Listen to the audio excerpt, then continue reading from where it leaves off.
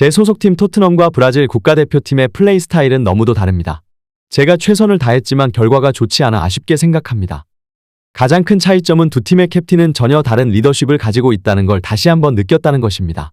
우리는 후반 역전할 수 있었지만 이건 너무나도 아쉬운 결과입니다.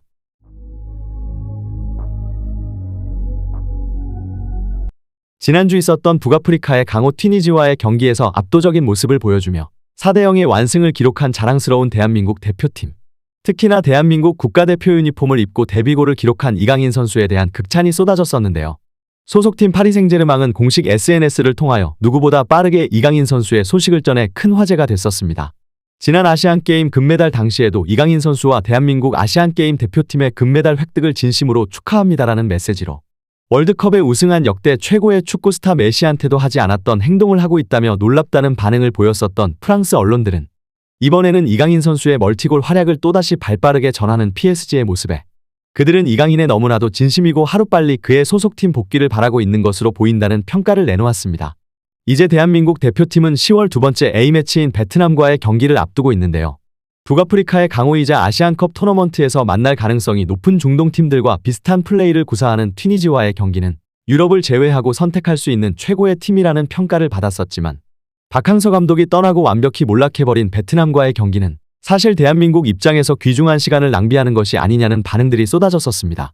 하지만 축구협회는 다급히 발표문을 내며 베트남 축구협회 측에서 먼저 요청이 왔고 한국에서 치러지지만 우리가 초청비를 받고 치르는 경기로 항공료와 숙박비 또한 베트남이 직접 부담한다고 밝혔는데요. 실제로 베트남은 현재 프리미어리그 9월에 선수 손흥민을 경기장 위에서 볼 수 있다는 점, PSG에서 활약하는 세기의 재능 이강인과 이탈리아를 넘어 독일까지 재패한 철벽 김민재와의 맞대결을 대대적으로 홍보하며 엄청난 중계 수익을 얻을 것으로 알려졌습니다. 손흥민 선수가 컨디션 점검 차원에서 경기에 출전할 것으로 예상되는 가운데 클린스만 감독은 베트남은 우리가 앞으로 월드컵 예선전과 아시안컵 조별리그를 치르는 데에 있어 상대할 팀들과 매우 유사한 전술로 우리를 맞설 것이다. 그들이 한순간 내려서 무승부를 기록하려고 할 때 공격진들의 다양한 변화를 요구하며 전술적 실험을 할 것이다라고 밝히기도 하였습니다. 이러한 가운데 한국뿐 아니라 각국은 A매치 기간을 바쁘게 보내고 있는데요.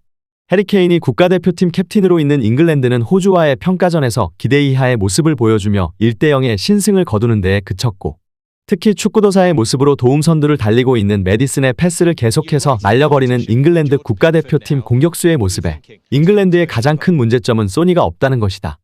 해리케인의 파트너였던 그가 이제는 잉글랜드팀 에이스 매디슨의 파트너가 되자 매디슨이 국가대표팀에서 위력을 잃은 모습이다라는 평가까지 나오기도 하였습니다.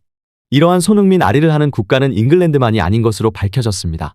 전통적 축구 강호이자 노란 유니폼만 입으면 그 위력이 배가 된다던 브라질은 남미 지역 월드컵 예선전을 치르고 있는 가운데 또다시 실망스러운 성적표를 받아들일 수밖에 없었습니다. 브라질은 지난밤 브라질 쿠이아바에서 열린 북중미 월드컵 남미 지역 예선 3차전에서 베네수엘라와 1대1 무승부를 거둔 데에 그친 것입니다. 브라질은 아르헨티나에서 이어 불안한 조 2위에 위치했는데요.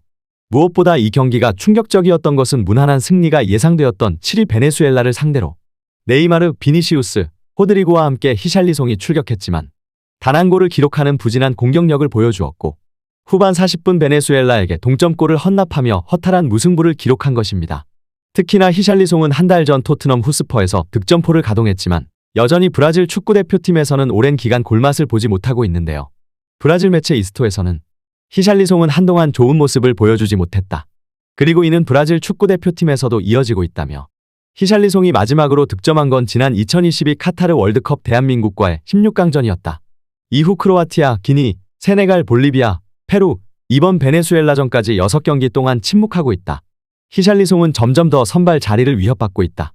국가대표팀은 증명하는 자리가 아닌 증명된 선수가 뛰는 자리이고 무엇보다 그가 역대 최고의 선수들이 즐비했었던 브라질의 최전방 공격수 위치에 맞는 선수인지 수많은 축구 팬들이 의문점을 던지고 있다. 실제로 경기가 풀리지 않던 히샬리송은 또다시 정신줄을 놓는 모습을 보이며 상대팀에게 거친 파울을 범했고 결국 56분경 옐로우 카드를 받은 후 2분 뒤 제주스와 교체되며 눈물을 흘리는 모습을 보였습니다.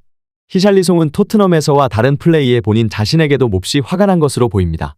최고의 선수들로 선발된 브라질 선수들은 히샬리송이 계속해서 기회를 받는 것을 이해하지 못하는 모습이며 토트넘에서 캡틴 손흥민을 포함한 선수들이 그의 부진에도 그를 응원하고 그의 재능과 능력을 믿는다는 응원을 보냈던 것과 다른 분위기에 심한 스트레스를 받고 있는 것으로 보입니다.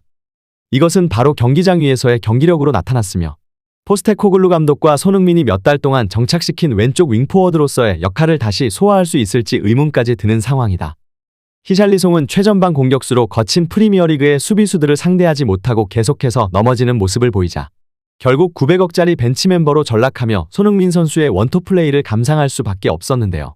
이후 훈련장에서 손흥민 선수의 가마차기 특훈과 왼쪽 포워드로서 어떤 움직임을 가져가야 하는지 계속해서 알려주는 장면이 카메라에 포착되었고 결국 중요한 아스널과 리버풀 2연전을 앞두고 윙포워드로 선발 라인업에 이름을 올리며 손흥민 선수에게 천금 같은 어시스트를 선물하기도 하였습니다.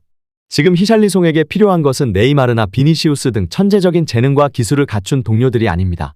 그를 진심으로 이해하고 믿어주며 그의 불안한 정신 상태에도 끝까지 응원해주고 잠재성을 이끌어내줄 수 있는 손흥민 같은 유형의 리더십이 필요한 상황입니다. 브라질은 다가오는 18일 남미의 강호 우루과이 원정을 떠나게 되는데요. 과연 히샬리송은 이 경기에서 선발 라인업에 이름을 올릴 수 있을 것인지, 경기에 나선다면 또 어떤 모습을 보여줄 것인지 관련 소식 계속해서 탑클래스에서 전해드리도록 하겠습니다. 구독, 좋아요 눌러주시면 영상 제작에 정말 큰 힘이 됩니다. 우리 자랑스러운 탑클래스 선수들 소식 전해드리는 탑클래스TV.